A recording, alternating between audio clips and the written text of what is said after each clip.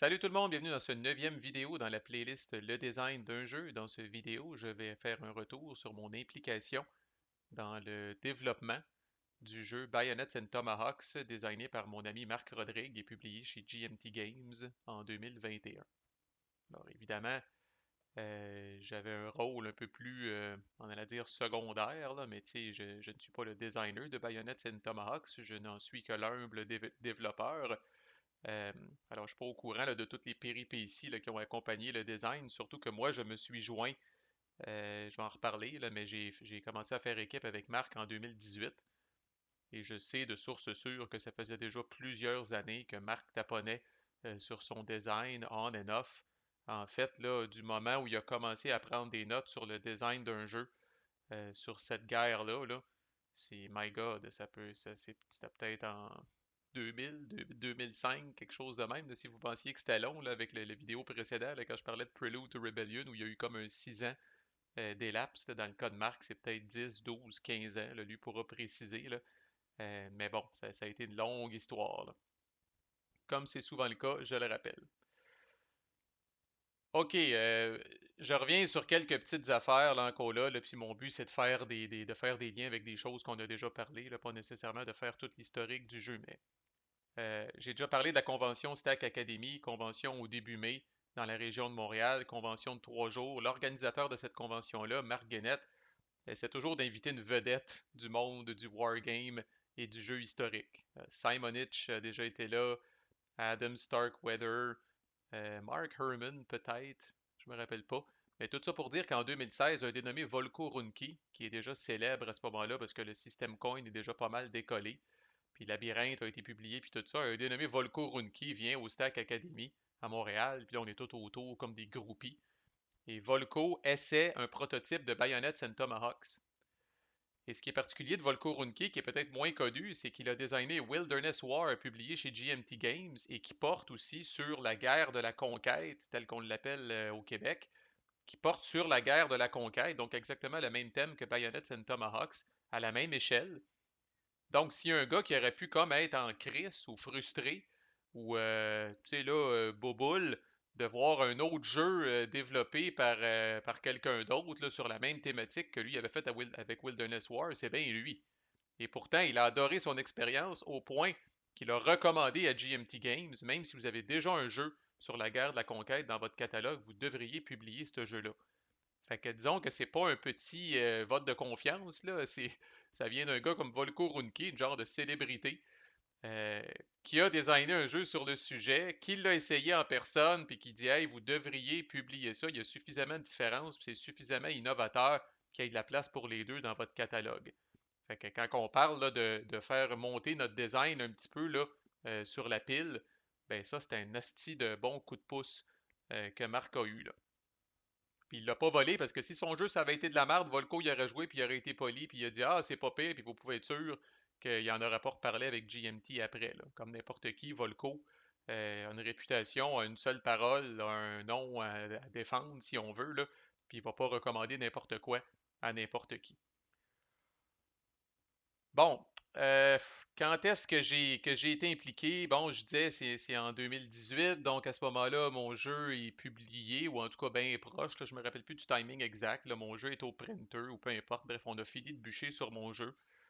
Puis là, je vois Marc un peu qui patauge. Marc a déjà un développeur à ce moment-là. Euh, un développeur, encore là, on a tout notre style, on a toutes nos forces, nos faiblesses. Un développeur dont les forces sont plus peut-être de prendre le jeu puis de l'amener, de le montrer à des conventions aux États-Unis. Son développeur était un Américain. Mais quand vient le temps de challenger le design de Marc, il y a une phrase, en tout cas, que moi et Marc, on ressort des fois une genre d'inside entre nous deux qui est comme It's fine. It's fine. Everything's fine. Tout est beau, tout est correct. Puis Marc avait comme ce petit feeling-là de dire Chris, me semble, je pourrais amener mon jeu à une autre coche, là, mais il n'y avait pas cette espèce de challenge-là de son développeur. Fait que d'un commun accord, Marc dit à son développeur actuel Hey, you know what, on a fait un bout ensemble, puis tout. Euh, mais tu sais, là, je vais peut-être prendre tu sais, un autre développeur pour me donner une autre perspective. Ce gars-là, c'est moi. Euh, je me rappelle plus. Je pense que j'avais affaire à Marc. Hey, si tu veux que je sois ton développeur, moi, ça va me faire plaisir, comme j'ai dit dans mon dernier vidéo. Marc m'avait rendu un fier service euh, en faisant le graphisme là, de mon jeu, là. Puis on s'était très bien entendu, puis on voyait qu'on travaillait bien ensemble. Fait que j'ai dit, hey, why not? Là, c'est à mon tour. J'ai le skill set nécessaire pour être développeur. Fait que laisse-moi te retourner l'ascenseur puis faire le développement de ton jeu, là. Fait que faut dire que à cette époque-là, on est encore un peu dans ce que j'appelle là, l'ère broche à foin de GMT, là, c'est-à-dire que tu veux ce développeur-là, parfait. Tu veux cet autre développeur-là, parfait. Tu veux changer de développeur en cours de route, parfait.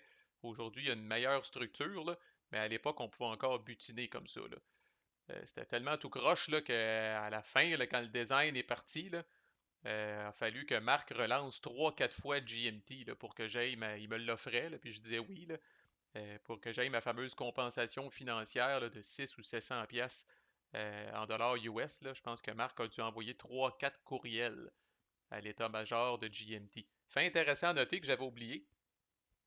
Je me rappelle pas des montants exacts, mais c'est pas mal à l'échelle ce que je vais vous dire, là.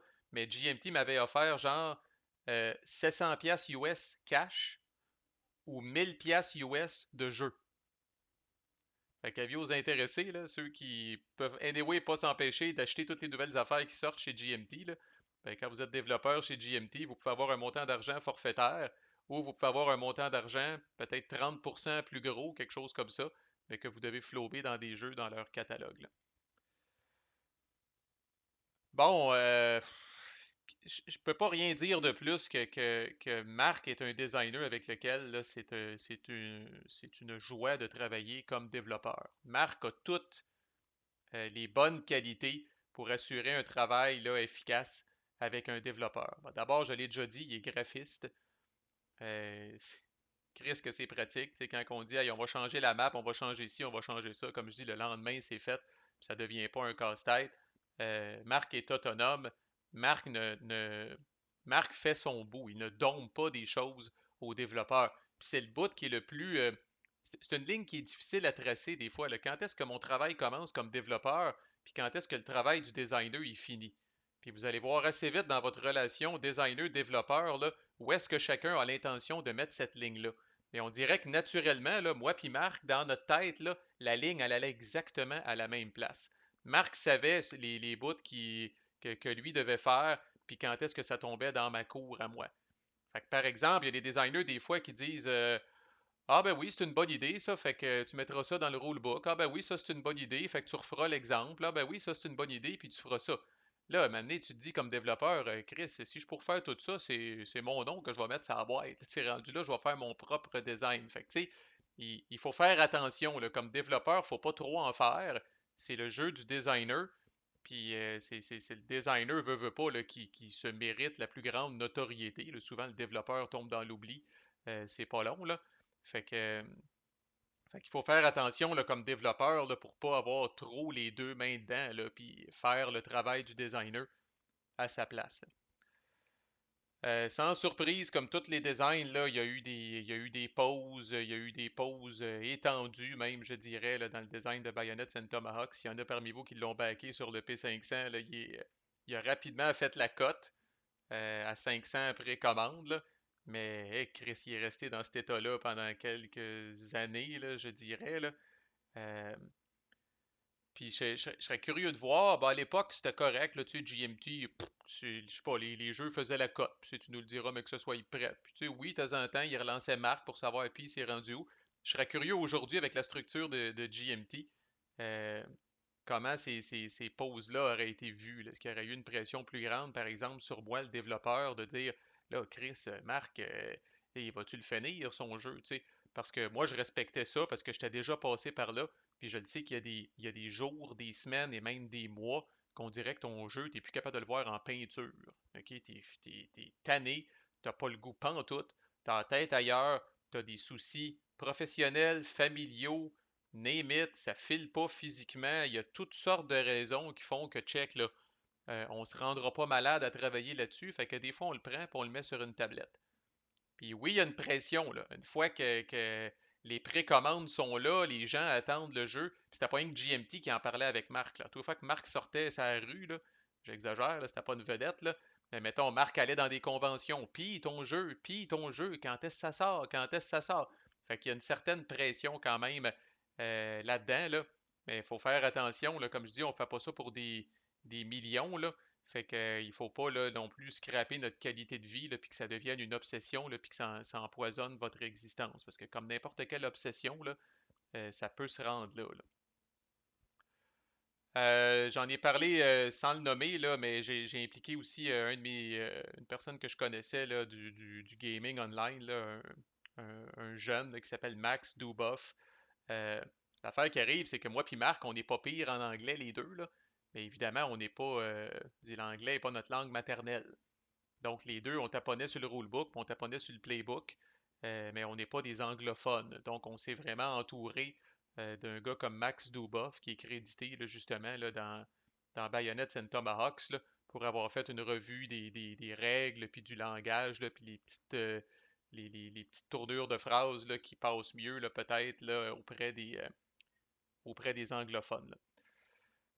Je me rappelle de conversations très juteuses avec Marc, là, où entre autres, on a ditché à un moment donné toutes les règles de siège là, de Louisbourg et Québec, là, qui sont comme les deux espaces qu'il fallait assiéger avant, quand on a pris ces règles-là, puis qu'on les a juste mergées avec les règles de bataille. Dans le fond, un siège, c'est une bataille qui dure sur plusieurs action rounds maintenant, avec quelques petites affaires, mais ce n'est pas complètement un nouveau rule set. Les règles de retraite, Marc va sourire, mais qui entendent ça, là, mais calisse.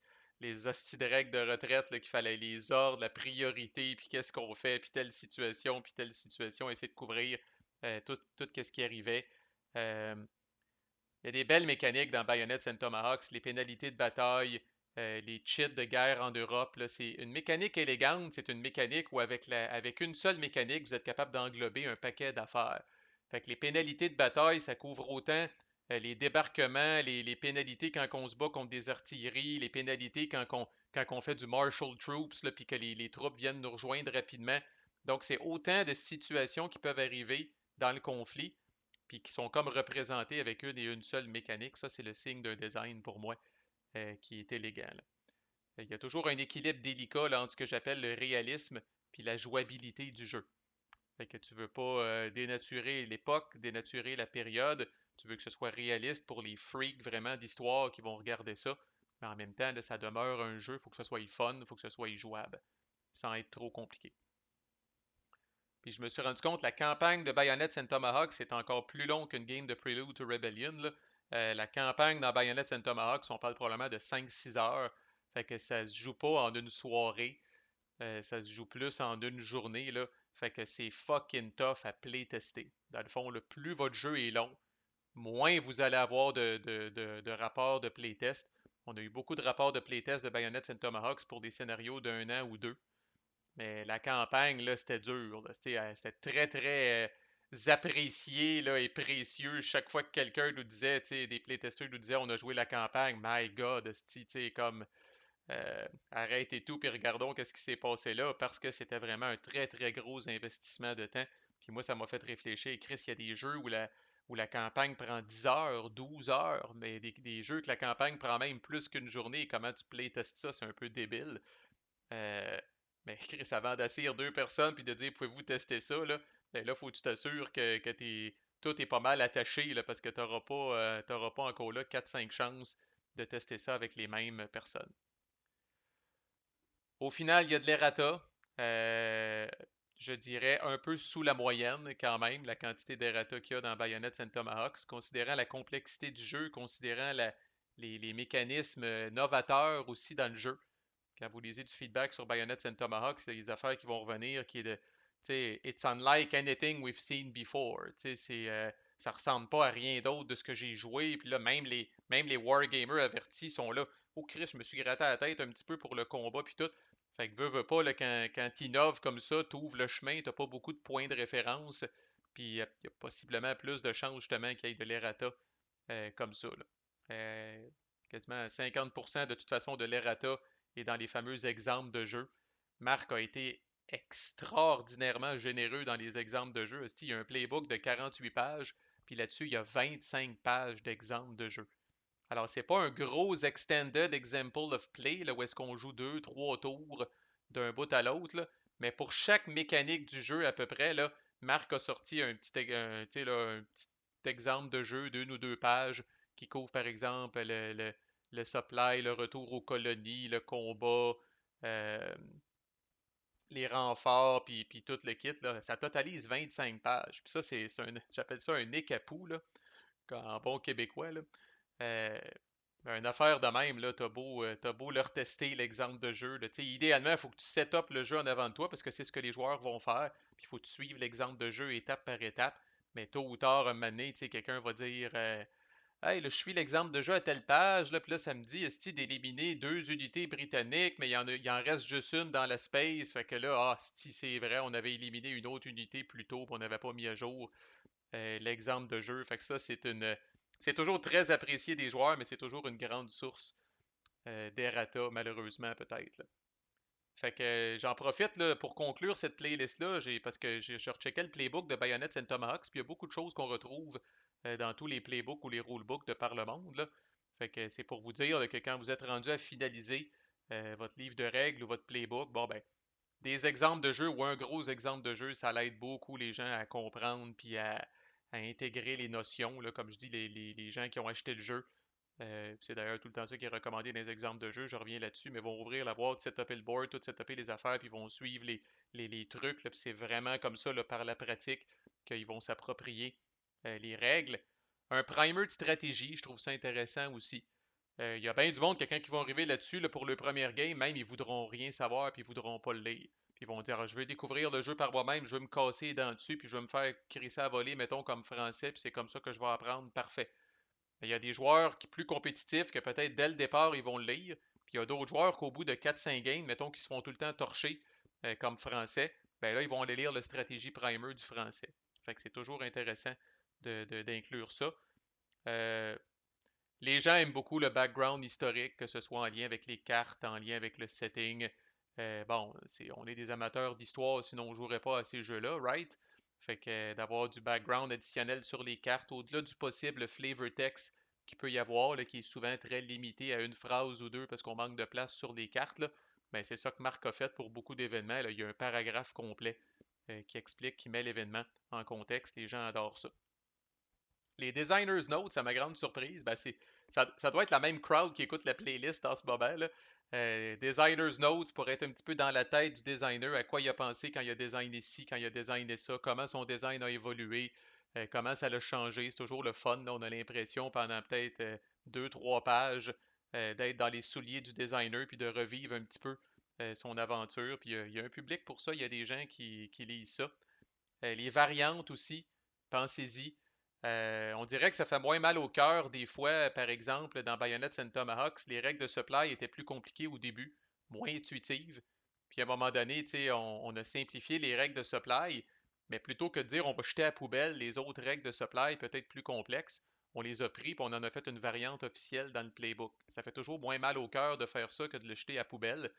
Fait que c'est devenu une variante maintenant pour ceux qui veulent jouer avec des règles de supply plus réalistes. Ben, la variante est là, puis on dirait que vu que c'est dans le matériel officiel, c'est comme cautionné par le designer. Puis certaines personnes vont ajouter ça dans leur game d'un commun accord avec leur adversaire. Puis ce qui est très populaire aussi de nos jours, c'est soit un système solitaire, même si c'est un jeu à deux comme Bayonets and Tomahawks, d'avoir un système solitaire. Puis ça, avec GMT, là, vous êtes couvert avec le fameux GMT One.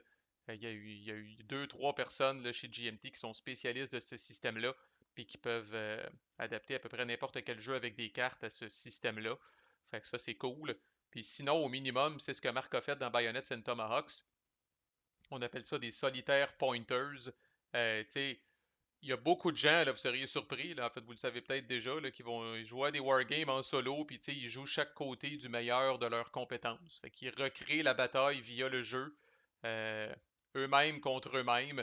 Fait qu'ils jouent le français, après ça ils jouent le britannique, après ça ils jouent le français, puis ils jouent le britannique. Puis des fois ils vont jouer la campagne au complet de même, style. Puis là, ils vont poster un after action report, puis ils vont dire ah les Français l'emportent, style, à l'arraché contre les Britanniques en telle année, puis suite à telle bataille, puis ta. Fait que des fois, de donner des. De dire, par exemple, ah, ben, voici ce que ce que le Britannique essaye de faire, voici ce que le Français essaye de faire, d'essayer de guider les gens qui ont ça comme passion, de jouer en solo comme ça, là, de guider les gens justement pour qu'ils soient capables là, de mieux jouer chaque camp.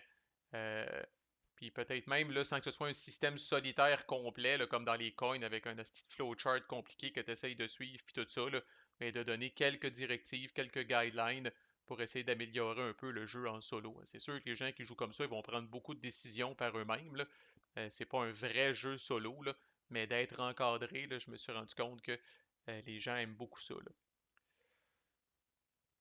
Fait que voilà, c'est la petite histoire de mon implication là, dans Bayonets and Tomahawks. C'est peut-être que j'ai vu passer Marc une couple de fois dans les commentaires. Peut-être qu'il va ajouter son grain de sel. Mais quant à moi, il ne me reste qu'une vidéo à mettre dans cette playlist-là. Et c'est mon implication comme développeur dans le deuxième volume de la série Prelude. J'ai nommé Prelude to Revolution. Ça suit à l'instant. Manquez pas ça. À plus.